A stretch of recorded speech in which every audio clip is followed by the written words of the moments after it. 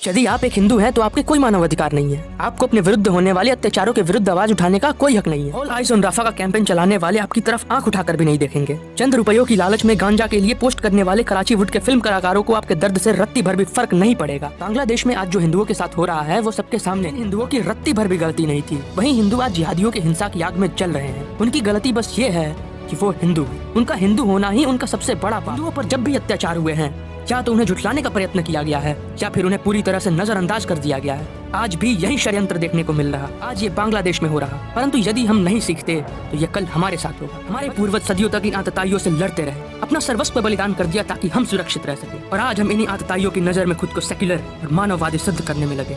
समय आ गया है कि आप अपने पूर्वजों की शौर्य गाथाओं को स्मरण करें और अपने अस्तित्व की लड़ाई में शामिल हो जाएं।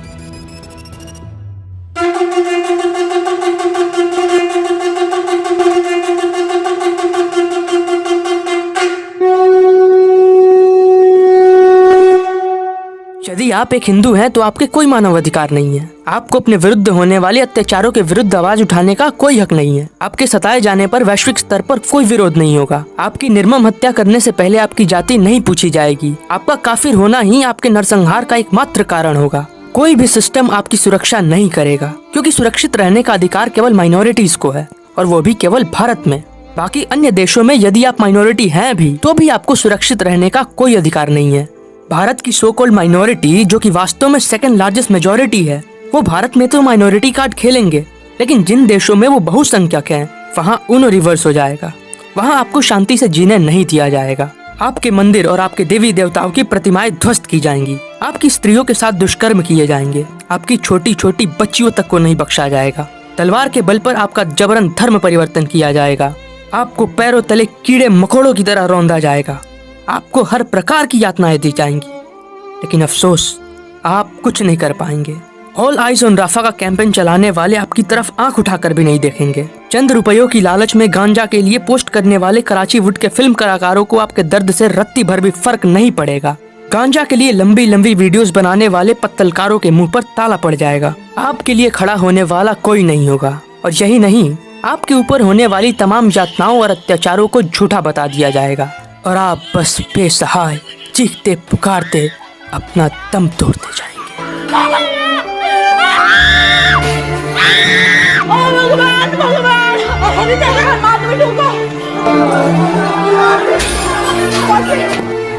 बांग्लादेश में आज जो हिंदुओं के साथ हो रहा है वो सबके सामने है। बांग्लादेश में पहले तो आरक्षण के विरुद्ध प्रदर्शन शुरू हुआ, लेकिन ये प्रदर्शन देखते देखते सरकार विरोधी हो गया। यहाँ तक तो ये सब समझ में आता है और बर्दाश्त किया जा सकता है, लेकिन छात्रों के भेष में ये कट्टरपंथी जिहादी भेड़िए यहाँ कहाँ रुकने वाले थे। शेख हसीना की सरकार को उखाड़ फेंकने के बाद जिहादियों की कुदृष्टि वहाँ के हिंदुओं पर जा रुकी, और उसके बाद हिंदुओं का नरसंहार शुरू हुआ। जिन हिंदुओं की रत्ती भर भी गलती नहीं थी, वही हिंदू आज जिहादियों की हिंसा की आग में जल रहे हैं। उनकी गलती बस ये है कि वो हिंदू हैं। उनका हिंदू होना ही उनका सबसे बड़ा पाप है। हिंदू घरों को जलाया जा रहा है, स्त्रियों के साथ दुष्कर्म किए जा रहे, मंदिरों को तोड़ा जा रहा, मूर्तियों को खंडित किया जा रहा।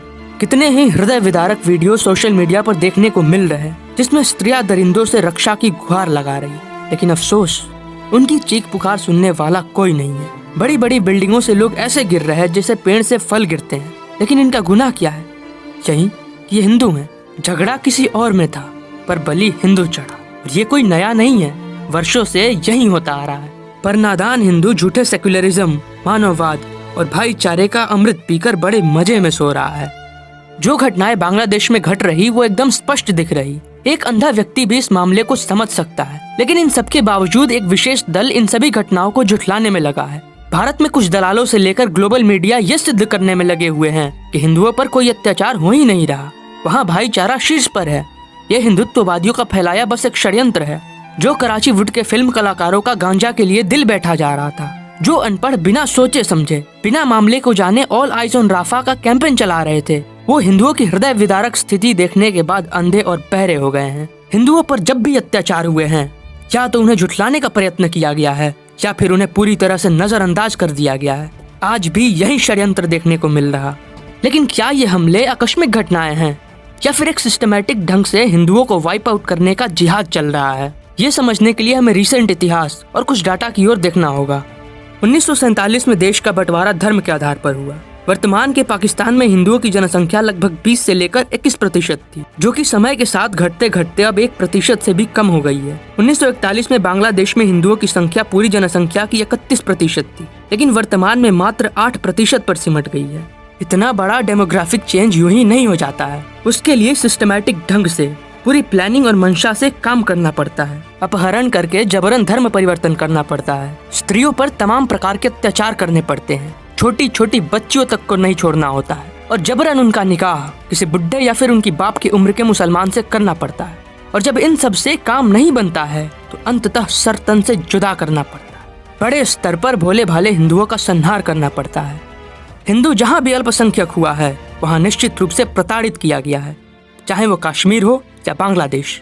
भारत में भी बिल्कुल यही हो रहा है। भारत में हिंदू जनसंख्या कम होती जा रही है तो वहीं मुस्लिम जनसंख्या बढ़ती जा रही है। ये डेमोग्राफिक चेंज अभी भले ही अति सूक्ष्म लग रहा हो, परंतु इसे यूं ही नजरअंदाज किया गया तो ये भविष्य में बहुत बड़ा खतरा हो सकता है।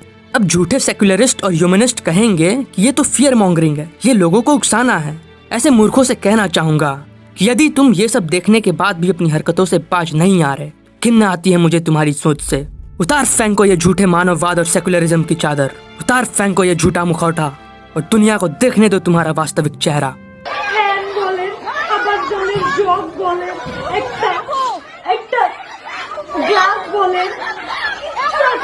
आप सांप को कितना भी दूध पिला लो, वो आपको पलटकर जरूर काटेगा। इस बात को इन लोगों ने सही साबित कर दिया।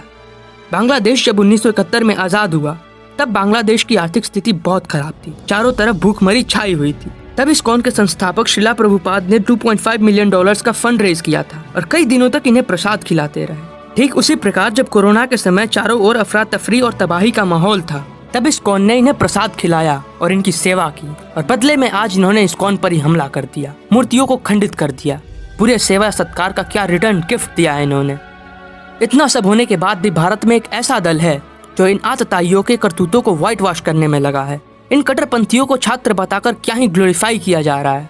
क्लिप काटने वाला एक व्यक्ति एक तस्वीर डालकर ट्वीट करता है कि कैसे मुस्लिम्स मंदिरों की सुरक्षा कर रहे हैं, हिंदुओं के खिलाफ कोई उपद्रव नहीं हुआ है, हिंदू वहाँ बिल्कुल सुरक्षित हैं, भाईचारा कायम है। लेकिन सावधान, इस व्हाइट वॉशिंग में पड़ने से पहले बस आंखें खोलकर देखें कि वहाँ की स्थिति क्या है। अगर शांति दूत मंदिरों की रक्षा कर रहे हैं तो आखिर किससे सुरक्षित करने का प्रयास कर रहे हैं? क्या हिंदू मंदिरों को तोड़ रहे हैं? क्या सिख मंदिरों को तोड़ रहे हैं?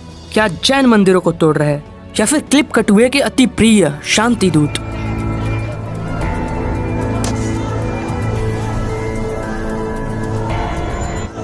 हर समय माइनॉरिटी रुदान करने वाले रवीश कुमार के मुंह पर जैसे ताला लग गया है। NYT इसे हिंदुओं पर रिवेंज अटैक बता रहा है।